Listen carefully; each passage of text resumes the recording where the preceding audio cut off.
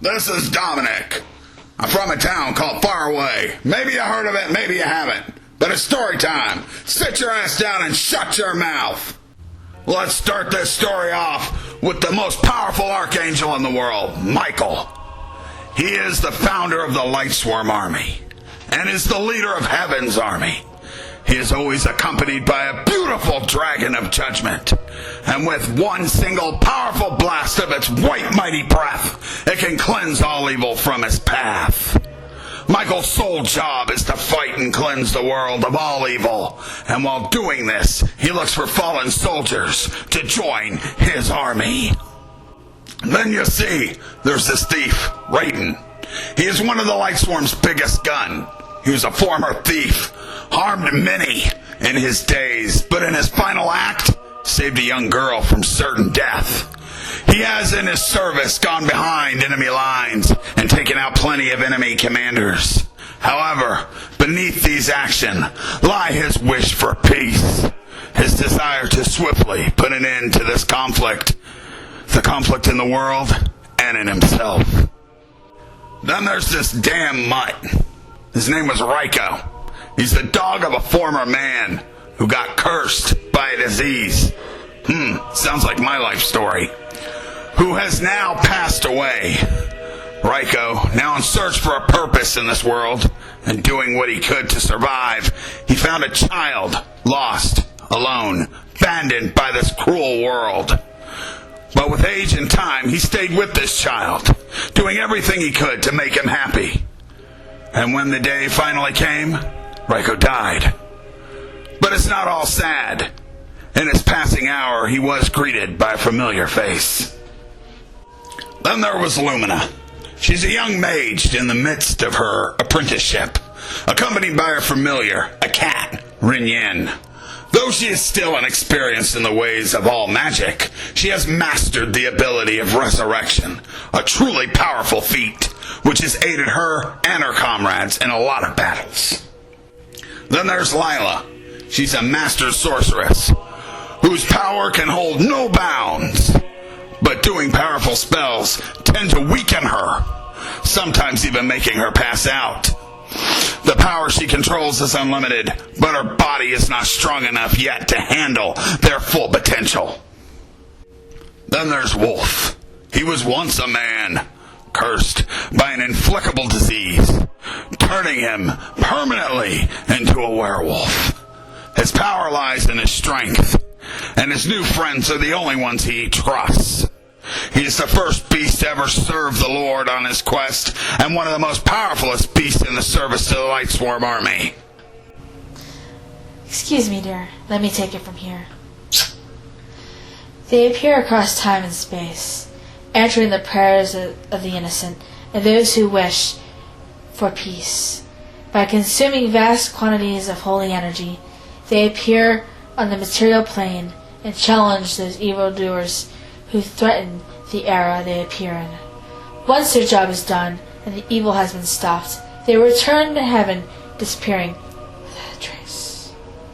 Though Michael is the Lightsworn's founder, he seems to enlist the souls of heroes worthy of becoming members of the Lightsworn army, and all that is needed to summon him and his army to aid you in battle against the evils of the world is a single prayer. And the prayer goes as follows.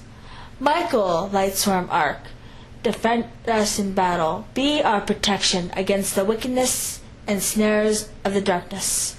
May the Lord rebuke him, we humbly pray. And do you, Prince of heavenly hosts, by the power of judgment, thrust into darkness and other evil spirits who prowl about the world seeking the ruin of souls. Well, everybody, I hope you enjoyed the story. Well, everyone, God bless, and have a good night. Hello, everybody, I'm Yu-Gi-Oh! Deckmaster, and of course I'll be bringing you another deck special. This deck special is going to be focused on Lightsworns, the way Konami meant for them to be played by summoning Judgment Dragon, the most powerful boss monster for the longest time in the YCSN tournament regions. Judgment nuked through many opponents back in the day.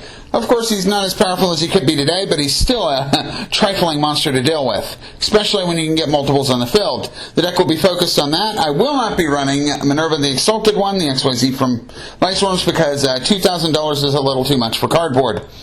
But if you like that video, please remember to rate, comment, and subscribe. Family's most important! On a quick heads up, I know I get a few views, but I have a feeling I'm not showing y'all what you want to see. Leave some comments in the section below on stuff you'd like me to do that would get you more interested into comment, rating, and possibly even more people subscribing. Discussions, topics, whatever, is fine. Just let me know what y'all want to see and I'll see what I can do. Just remember, I don't really have much of a budget. So if it costs a lot, it probably ain't happening.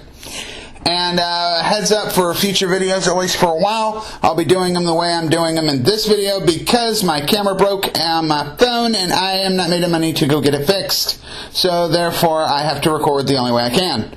So if you like, yet again, please remember to rate, comment, and subscribe, and let's get started with the video. Alright, let's get started with the deck. We're going to start off with Boss Monster and three Judgment Dragons, who's a light, which they all are, dragon, level 8, 3,000 attack, 2,600 defense, can only be summoned from hand if you have 4 or more Lightsworn monsters with different names. So those doubles do not work. And while on the field, you pay 1,000 life points, 1 stack, to nuke the board besides himself. And if you can get a couple of these and some other cards, or hell, sometimes 3 of these, you can OTK your opponent easily. This is not a massive guarantee. If it's a pure Lightsworn deck, I feel like you should run 2 to 3. If it's less, like a hybrid of some sort, you can run, 1 to 2. Or none. But I feel Lightsworn should at least run some. With that being said, our next card, a little cloggy, is Wulf, Lightsworn Beast. Beast Warrior, 2,100 attack, 300 defense, level 4. The downfall is he cannot be normal or sent. He can only be special summoned by card effect. But when he is sent from the deck to the grave, he special summons himself by his own effect. This card can be a little clunky in the hand because it can be a dead draw. So you can run anywhere from 1 to 3. I recommend at a minimum in a pure Lightsworn build, don't run less than 2. But if you're running some kind of hybrid, 1 or none is fine. You also have the option of Felice, which is a little better of an option at times, but she can only be summoned if she's sent from the deck by a Lightsworn monster's effect. Then you have... Hold on. Ignore that. 1 Minerva, Lightsworn Maiden, a level 3 tuner, 800 attack, 200 defense spellcaster. Her on-field effect don't really matter, and you'll never use it. The main reason why you run her is she gets that extra mill. You can run more than 1, but I wouldn't advise more than 2. And if you're not running a pure Lightsworn variation, I wouldn't advise more than 1 at all. Doesn't matter how she's sent to the grave, as long as it's from the deck or the hand. She'll mill up 1 card from the top of the deck, and she's recurable by 1 of the cards in here to allow for rank 3 access. You then run 1 Irwin, Lightsworn Monk, level 4 warrior, 1,600 attack, 1,000 defense. During the end phase of your turn, she'll send the top 3 cards of your deck to the grave, which helps get the party started, because that's what this deck is meant to do. Like Minerva sending 1. The reason why you run her, and it's optional in any kind of build if you're going to run her, but if it's not pure Lightsworn, I wouldn't advise running her at all, is because if she battles a defense position monster, like your opponent goes on the defensiveness, she can spin that monster back into the deck. The deck will get shuffled instead of, having to go to damage calculation. Gets rid of those, I think, unsafe threats. Like that 1 Invoker, the Water Invoker, Invoked, I guess, would be a good way to get rid of it if you fix that deck. Or, Kraken. Then you run, or I run, 3 Lyla, Lightsworn Sorceress, level 4 spellcaster, 1,700 attack, 200 defense. During the end phase, she sends the top 3 cards of your deck to the grave, yet again, sending it up for that party. And this is a mandatory effect, by the way, y'all. The reason why you run her is spell or trap control. She can target a spell or trap if she's in a attack position, go to defense, destroy it. But if you use this effect, she's stuck in defense mode for a couple of turns. And with 200 defense, if you can't sync or exceed with her, she's going to die. But she will at least get you a guaranteed 3 mil most of the time. You can run anywhere from 2 to 3, but any Lightsworn variation should at least run a few because spell and traps are always an issue, and this is an out to them. Then you run the Lightsworn MVP Tuna, a level 4 warrior, 1700 attack, 1000 defense tuner. During the end phase, you will send the top. During your end phase, you will send the top 2 cards of your deck to the grave. But also during your main phase, you can also, main phase 1 or 2, once per turn, send the top 2 cards of your deck to the grave, which helps get the party going. It's a guaranteed usually 4 mils from one card, which is really good. He's also a tuner, and he does have the added effect that if you use his main phase effect and send a Lightsworn with those 2 mils, he gains 200 attack. So 1900 could come in handy in certain situations, but mostly you're going to synchro with them right after, or at least succeed. Then you run I run 3 Lumina Lightsworn Summoner. Raiden is a must in 3, but Lumina, depending on if it's a pure Lightsworn variation or a hybrid, hybrid is 1 to 2, mostly 2, and a full one should always be 3, mandatory. She is a level 3 spellcaster, the only level 3 besides Minerva you run. 1000 attack, 1000 defense. She sends the top 3 cards of your deck to the grave during the end phase, but by discarding 1 card, you can special summon, during your main phase, you can special summon 1 level 4 lower Lightsworn. You can use their effect, they're not negated, they can attack, they can whatever. Normally you're going to bring back Raiden, send the top 2, and then synchro into a level 7, but you can also get Erwin to get defensive, Lyla to pop a back row, or if you just need something to beat over, you could go Wulf. You know, whatever, Minerva for rank 3 play, you got options. But this helps you kind of continually spew out synchro monsters. The link summoning condition, you'll only be able to do 1 at a time, but it's still viable. That's it for Lightsworms. Now for the tech support, I run 2 Shadow Dragon.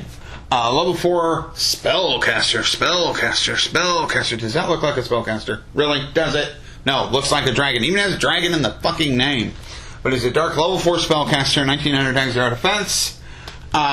He has a flip effect. You ain't going to use it that often. You really want to mill him more than anything, or discard him with Lumina at most if it doesn't, work in your favor. But he does have a flip effect, so if he is flipped, you can target 1 card your opponent controls, return it to the hand. I guess that's decent for XYZ and Synchro and extra deck removal. Link monsters. But his main effect that you want to use is if this card is sent to the grave by an effect, which the milling effect is, you can target 1 spell or trap on the field and destroy it. It is optional. You can only use 1 of his effects per turn and only once that turn. But it's really good if you mill him, you get to pop a back row. I run this over MST or Galaxy Cyclone because MST you're going to mill half the times. Galaxy Cyclone, while in the grave, only goes after face-ups. This will go after anything in the spell or trap card time. Not mandatory, but it's a good back row removal. You can replace it with whatever, though. Then I run 1 Electromagnetic Turtle. This is in any deck that mills. It doesn't matter. Even fucking Infernoid should run this same thing. Mandatory in my book. Electromagnetic Turtle is a level 4 light machine. 0 attack, 1800 defense. Its effect is very simple. During your opponent's battle phase, you banish it from the grave in the battle phase. End of story. It's like Battle Fader or Swift Scarecrow, but activates from the grave. Only downfall, and why I'm only running 1, is it can only be activated once per duel. But in my opinion, is a mandatory in any deck that doesn't have a lot of back row and send shit to the grave, so you can at least buy yourself a turn. Then a tech choice of mine is 2 Speedroid Triad Dice. A lot of people prefer Necro Gardna over this, but I like this card better. Speedroid Triad Dice is a level 3 wind tuner, machined. 300 attack, 1500 defense. And it, if you draw it, you can synchro with it, exceed with it, whatever. It's not totally a dead draw. But while it's in the graveyard, if your opponent, on your opponent's turn, you can banish it to negate the next attack they commit. Or if they declare an attack, you can banish it to negate that attack, which can kind of let you pick out what attacks you're going to get hit with and which ones you're not, maybe even buying you a turn or so. Then another tech I actually got from the Yu-Gi-Oh! Pro AI Lightsworn deck, of all things. 2 perpero cerperus, the retarded brother of Cerberus. He's a level 3 Earth Beast, 0 attack, 1800 defense. Plain up, you're going to take damage in this deck. There's no way to work around it. Either your opponent's going to burn you for something, or you're going to get hit in the balls. It's all there is to it. There's no ways to work, and if you women are fighting, ovaries. you're going to get hit, and when you do, this card allows you to banish it from the grave to pop a card on the field.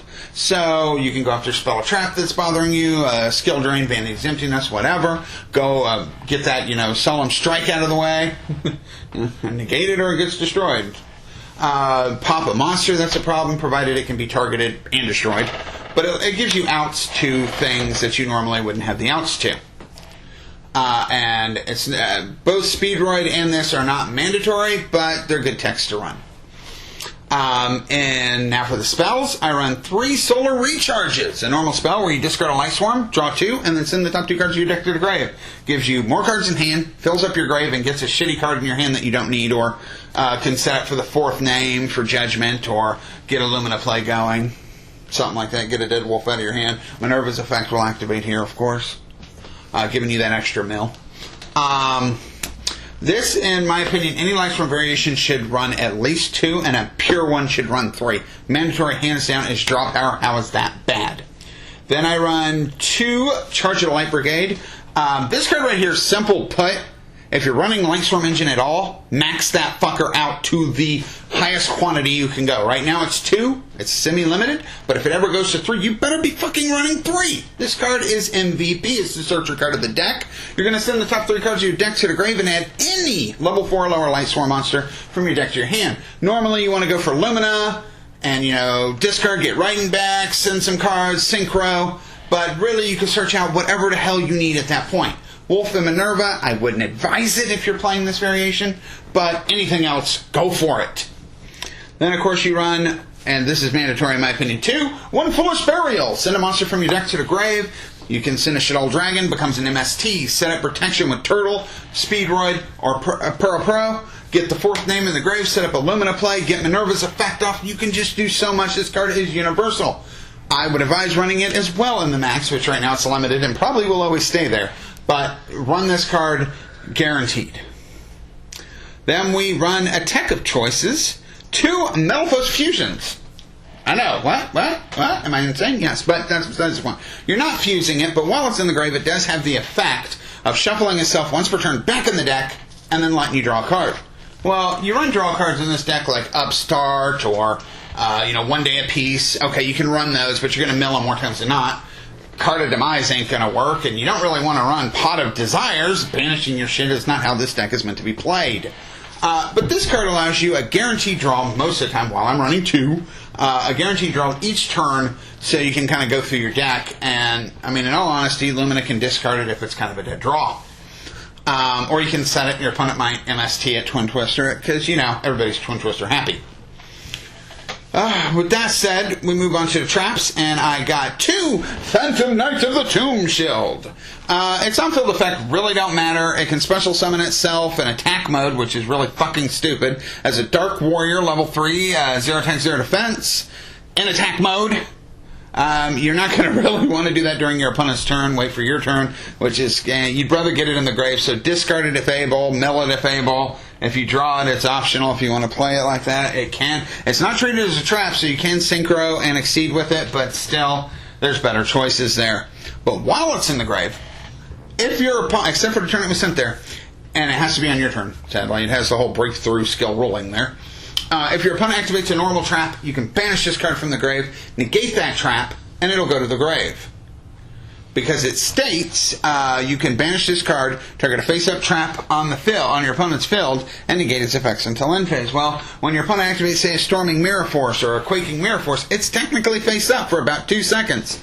Banish, negate, it goes to the grave. And if it's a continuous trap, you can negate it, like it says, until the end of the turn. If it happens to require a target like Fiendish Chain or Call of the Haunted, it doesn't have that target anymore because it got negated. Therefore, its effect just fizzles and it pointlessly sits there. It's good trap control for a mill-based deck. Not mandatory, but a pretty good option all the same. I then run 2 Skill Prisoners. Lets you target a card you control, and this turn any monster effects that target it are negated. Doesn't destroy him, but it does negate him. It also has the effect on the turn it's sent to the grave, or while it's in the grave, except for the turn it's sent to the grave, you can banish it, either player's turn, and do the same damn thing. I like this over Breakthrough Skill because it gives more options. I can do the same thing on my opponent's turn as I can do on my turn. While Breakthrough Skill only works really on your turn for its secondary effect. So this is optional, but you can replace it with breakthrough skill if you want, or not run it at all. I find it useful, but maybe you don't. Then I run 2 Spiritual Swords of Revealing Light. Most of the time it's not going to be on the field, but it is a continuous trap that once per attack, if your opponent's monster declares an attack, you can pay 1,000 life points and negate that attack. Stop them dead in their track. They will have to stop in the name of love. And if they don't, yeah, you can kick their ass later. But anyway, you negate the attack.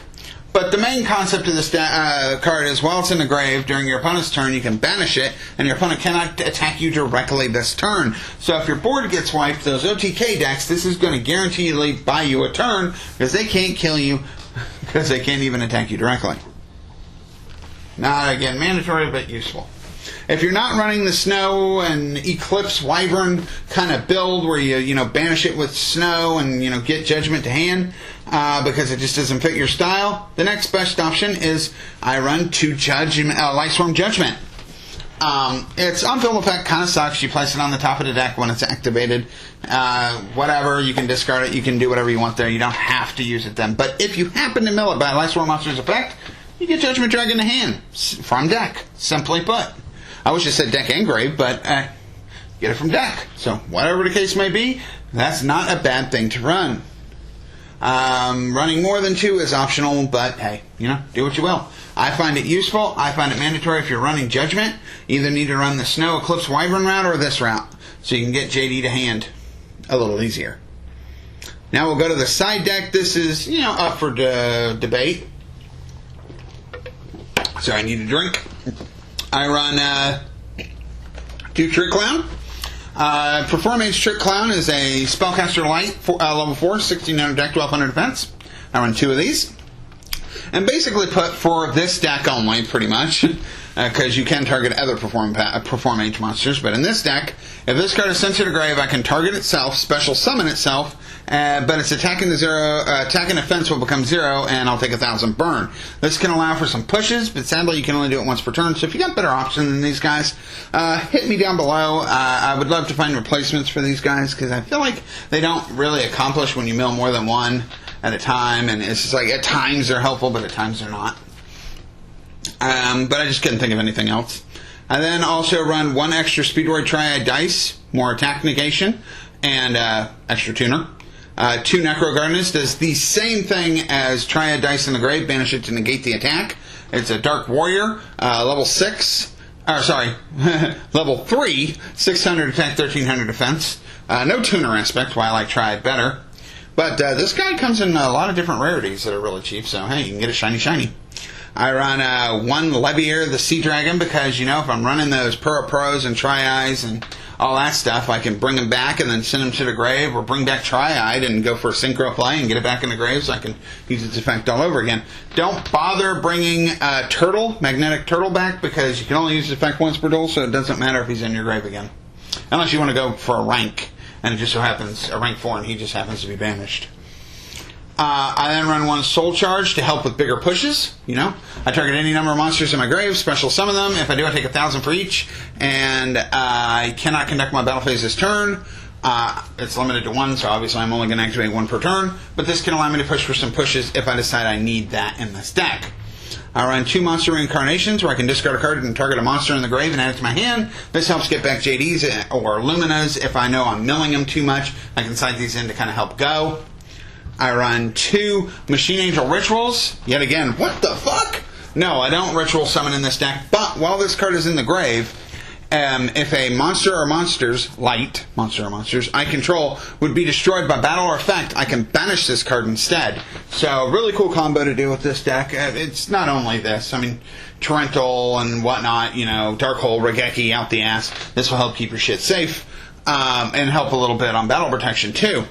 But the cool fact is, if you have a lot of light monsters on the field, which most of my deck is made of, and you summon JD, pay 1,000, nuke the board, you can banish this card, your shit will survive, theirs won't, and, well, good night.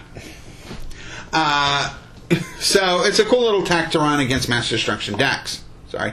Then I run another Tomb Shield for Trap Heavy decks, Skill Prisoner for monster targeting effects, which seem to be common these days. OTK decks get another Spiritual Sword of Revealing Light, and for the hell of it, because I couldn't think of anything else to put in here, I put another Lightsworn Judgement. It was cheap, and I was like, what the fuck, maybe I need to get to JD quickly at one point. If you can think of a replacement for that, I'm open to it as well. Let's move on to the extra deck. I run one Dante, Traveler of the Burning Abyss, a light warrior, 1000 attack, 2500 defense, rank 3. It's generic. Basically, you're only going to use the effect where you detach, mill 3, send the top 3 cards of your deck to your grave. You're always going to send 3 in this deck. Never an exception there, unless like it'll deck you out or something. And then he'll go 2500 attack, because he gains 500 for each card sent.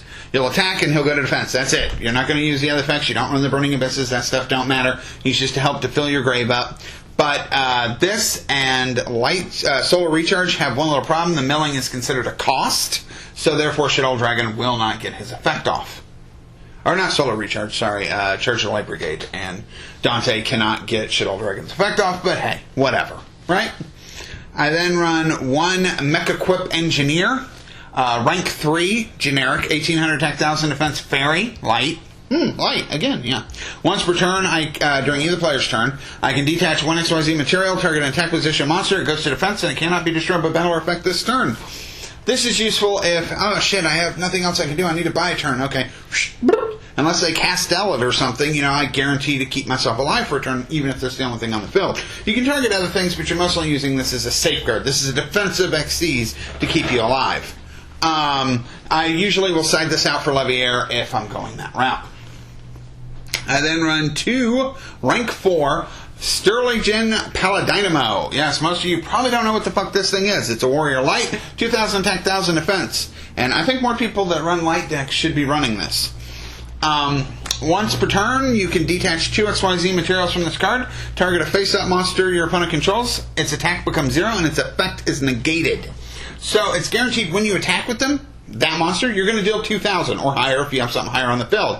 Destroy their monster, negate their effect, and then he has the added effect that when this card is destroyed by your opponent's card, either battle or effect, you get a draw card. So he replaces himself, gets rid of an effect, and destroys a monster more times than not. Or at least deals some damage if it, you know, well, yeah, pretty much destroys it, because even if it couldn't be destroyed by battle, its effect's negated. So I find this card overall pretty useful. I would take one out and one other card in here for an Exalted, Minerva the Exalted one, if I could afford it. Or it gets reprinted really, really cheap. I run, one Castel the Skyblasting Musketeer, rank 4 Winged Beast Wind, 2000 attack, 1500 defense, generic. For paladynamo it takes 2 lights, by the way, so not generic. You can detach one actually, you know what? The whole part of this effect don't matter. You can only use one of his effects once per turn, and only once that turn. The effect you'll be using is to detach 2 materials from this card, target a face-up card on the field, and shuffle it into the deck. That's what you're going to do. It's going to get rid of a threat. That's the only reason why you run it. You can't beat over it? Well, shuffle it back into the deck. So that's why you run this card. Mine eventually replaced this card with the Minerva, or one of the other cards in here. I haven't decided which. But I would if I could. Then I run one number 39 Utopia, rank 4 generic, 2500 attack, 2000 defense, light warrior. When a monster declares an attack, you can detach to negate it. But if an attack is declared on him while he has no materials, he is destroyed instantly before damage stop. I'd probably keep him in because he's a little more stall. I'd probably take out one Paladynamo and one Sky Blaster, or these next 2 cards because they're a little slow, but it's a combo you can do. I run one Constellar Omega, Beast Warrior, light, level 4, 2400 attack, 500 defense, takes 2 level 4 lights. You can detach to make him unaffected by spell and traps till the end of the turn, and it's during either player's turn you can do this, which is pretty good to go for the pushes. And the main reason you run him is so, you can stack one Constellar Polymer M7, a rank 6, 2700 attack, 2000 defense, light machine that can stack on top. You know, XC summon using one Constellar monster's XYZ material, and all its materials become his materials, yada yada. But you can't use the second effect if you use this effect this turn, so you have to wait a whole turn, but when it comes back around, you can detach to add a card from your grave to your hand, such as Judgment Dragon, Lumina, whatever the fuck you want to add, you can add. Or you can target one card on the field and return it to hand if you want to return one of your opponent's cards to the hand. I will probably take something out if I can ever get Minerva, but for now, this is what I got. If you got some better XCs options, let me know. But I feel overall these are pretty good, and they kind of fit with the theme because I'm trying to stick with mostly lights due to Angel Ritual if I sign it in. I then run for Synchros. The first one, level 7 going. Ancient Sacred Wyvern.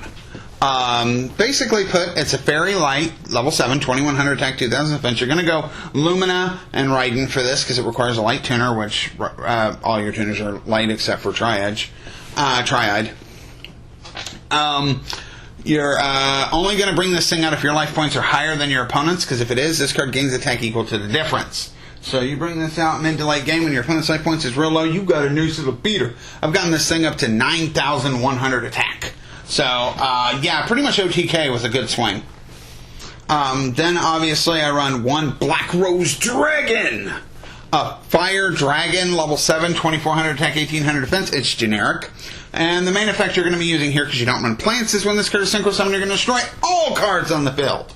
This is to clear the way for Judgment Dragon to come forth without worried of, like, Solemn Strikes and stuff. I mean, hey, they either use the Solemn Strikes on him, or they get destroyed, you know? It's one of those cards that's like, hey, you, like Lyla, you have to react to this card, or lose them. You give them to an opponent, no choice. One of the MVPs for me, literally in the extra deck, one of my favorite cards to go into. Cyphering Lord Zeta. A Psychic Light, level 7, 2,500 attack, 1,800 defense. Generic to make. And its effect is, once per turn during either player's turn, you can target a special summon monster your opponent controls that's in face-up attack position and banish this card and that card till your next standby phase. This is useful because if they Xyz and you banish the Xyz, they lose all their materials. You take away their link monster after doing all the work to get it out. Now they can't go into these pluses. I mean, you can literally go after whatever you want and kind of take it out, come back on your turn, and then take it out. If it like has some effects from the way it was summoned, well, it loses that effects because it was resetted and left the field. This card is really powerful. And eventually I will probably find a way to up him to 2. I just haven't figured out how yet. He is an amazing card. He has saved my ass many, many times, and I really suggest you checking him out. Obviously, it ain't a Lightsworn deck if you're not running at least 2 Michael Lightsworn, Arc of the Lightsworn, should I say. A Dragon Light, level 7, 2,600 attack, 2,000 defense. 1 tuner plus 1 or more non-tuner light monsters. He has a whole bunch of effects, actually. Main effect is you can send the top 3 cards of your deck to the grave during the end phase. Once per turn, you can pay 1,000 life points and target 1 card on the field and banish it. So it's non-destruction, banishing removal, which is pretty good. And if he happens to get destroyed by battle or effect, it doesn't matter which way, your effect or your opponent's, you can target any other number of Lightsworn monsters in the grave besides Michael and shuffle them into the deck to gain 300 life points. Always leave at least 4 names if you have them in the grave, and then shuffle everything else back. So if you draw JD, you can still summon it freely, get some life points back, and stop yourself from decking out. He's a real good card for stopping you from decking out. Then the last 2 cards are level 8 synchros. I run Stardust Spark Dragon, a level 8 Light Dragon, 2,500 attack, 2,000 defense, generic. Once per turn during either player's turn, you can target 1 face-up card you control. This includes himself. And 1 time this turn, it cannot be destroyed by battle or effect. The reason why this is useful is normally I'll bring this out with Wulf and Raiden. You know, use Raiden's effect, end up summoning a Wulf, which happens a lot more than you'd think. I'll synchro with them, make Stardust Spark, use its effect on himself, summon JD, pay 1,000, Stardust Spark will protect himself, everything else will die besides JD and Spark, summon another JD, go for 8,500 points of damage. This is an actual common OTK I pull off quite frequently, and I would recommend him over Stardust Regular, just for that fact alone. Then for the final one I run, just for a little more clearing of the field, I run 1 Hot Red Dragon Archfiend, a Dark Dragon, level 8, 3,000 attack, I wish it was 8,000, 2,000 defense, generic. Once per turn during your main phase, you can nuke all other attack position monsters besides itself, but if you do, he's the only one that can attack this turn. This is just, if I can't get to the cards I need, this will help destroy any threats on the field more times than not. And he's still 3,000, even if he is the only one that can attack. That's not something to gripe about. Well, anyway, that's my deck. If you got any questions, please ask below. If you have any suggestions of future videos you'd like me to do, let me know. If you liked, please remember to rate, comment, and subscribe. And until next time, peace out, rock on!